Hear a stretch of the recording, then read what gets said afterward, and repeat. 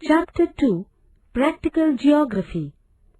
In the previous standards, we have studied the elements of a map such as conventional signs and symbols, scale, etc. In this chapter, we shall study an important element of a map, namely map projection. Map projection. The Earth is a three-dimensional body.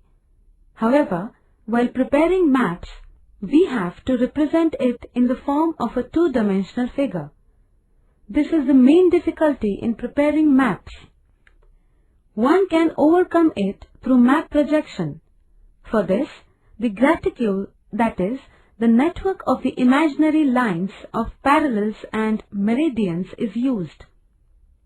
The method of drawing the graticule on a flat piece of paper is called map projection. For different map projections, the graticule can be drawn using of mathematical or graphical procedures.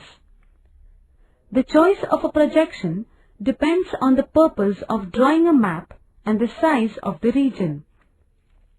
In a map, it is necessary to show accurately different aspects of a region such as its shape, area, distances, and directions. However, maintaining accuracy in all these in a single projection is difficult. Hence, in different projections, preference is given to different aspects. Figure 2.1 shows different shapes of paper placed on a globe. They are flat, conical, and cylindrical. The types of projection according to the shape of the paper are zenithal, conical, and cylindrical respectively. The flat paper can be positioned at the pole or the equator or any other location between these two.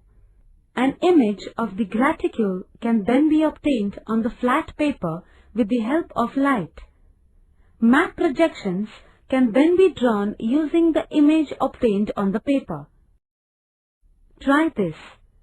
Take a round bamboo or plastic basket and place a lamp below it. Try to get the image of the basket's mesh on a piece of paper. Change the location and the shape of the paper. Observe the changes occurring in the image. Isolines. A line on a map joining places of equal values is called an isoline. For studying a given geographical variable, such lines are drawn on a map considering the values of the variable.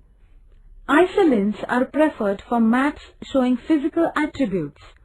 Isolines indicate the distribution of variables like temperature, rainfall, pressure, salinity, etc. Isolines for these are called isotherms, isoheights, isobars, and isohalines respectively. When isolines are close to one another, it indicates a rapid change in the given factor. When they are far away from one another, they indicate a slow change. For example, the slope of land can be gentle or steep. See figure 2.3 and try to understand the relation between difference in slope and the distances between isolines. Contours. The isolines for elevation are called contours. The line on a map joining points of same elevation is called a contour line.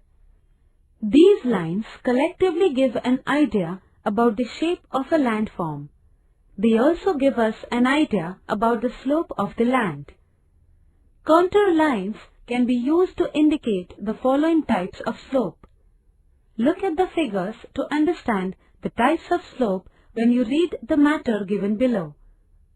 See figure 2.3, which shows uniform gentle and steep slopes. Number 1. Uniform slope. Equidistant contour lines on a map indicate a uniform slope. Number 2. Gentle slope. When the contour lines on a map are far away from one another, they indicate a gentle slope. Number 3. Steep slope. If the contour lines on a map are close to one another, the slope is steep. Number 4. Concave and convex slope.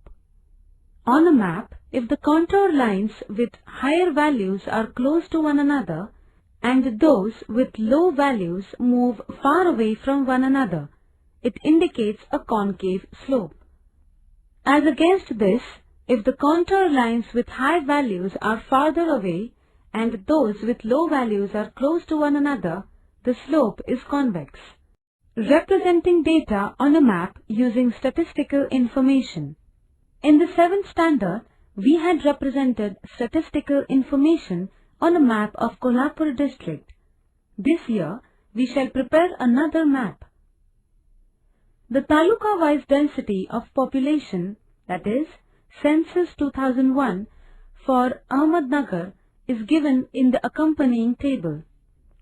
You have to prepare a choropleth map using this data. Procedure. Consider the density of population of the different talukas in Ahmednagar district.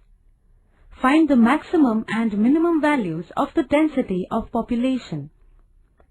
We can place the density values in the following 3 groups. Number 1, less than 200. Number 2, 200 to 400. And number 3, more than 400. Check the density of population of the talukas in the table alongside. Find the talukas that belong to the groups we have identified. You have to use 3 proper shades out of the 4 given below. Draw the district map given in figure 2.5 on a sheet of tracing paper. Use dark to faint shades for higher to lower density values. Give proper shades to different talukas on the basis of their density values and complete the map. Prepare an index and show the same in the map. This is how a choropleth map is prepared.